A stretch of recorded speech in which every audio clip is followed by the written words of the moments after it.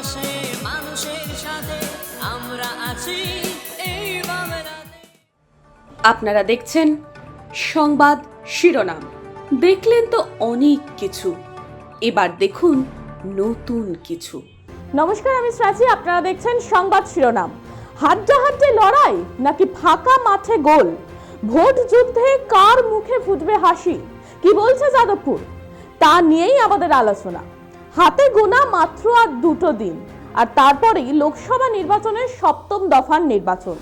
আর এই নির্বাচনে কয়েকটি উল্লেখযোগ্য কেন্দ্র রয়েছে, যেমন যাদবপুর, উত্তর কলকাতা এবং দমদম লোকসভা কেন্দ্র। তবে অঙ্কের হিসেবে সব থেকে গুরুত্বপূর্ণ লোকসভা কেন্দ্রটি হলো যাদবপুর লোকসভা কেন্দ্র।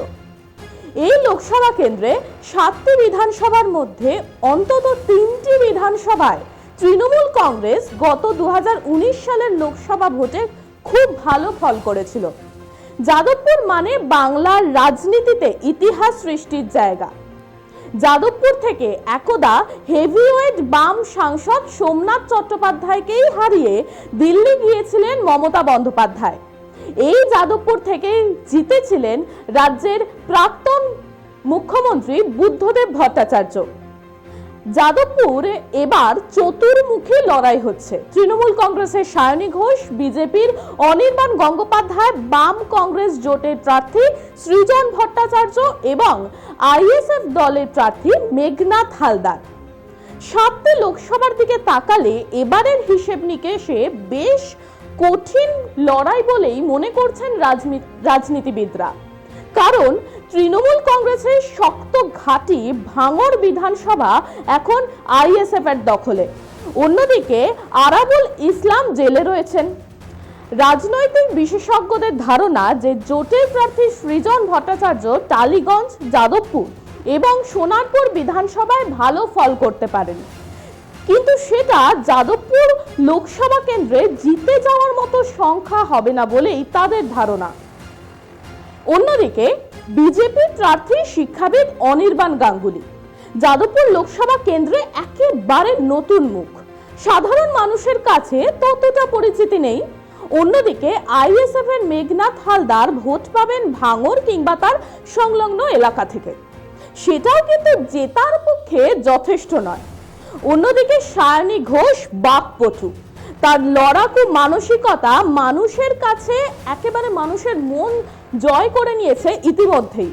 অন্যদিকে আমরা যদি গত নির্বাচনের দিকে তাকাই, তাহলে সেখানে দেখা যাবে যে 2019 সালের লোকসভা নির্বাচনে জয়ী হয়েছিলেন তৃণমূল প্রার্থী মিমি চক্রবর্তী। তিনি ভোট পেয়েছিলেন 6,88,472টি। প্রাপ্ত ভোটের হার ছিল 47.91%। বিজেপি প্রার্থী হয়েছিলেন অনুপম হাজরা।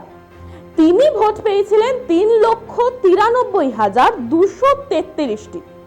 ভোটের হার ছিল 27.3%।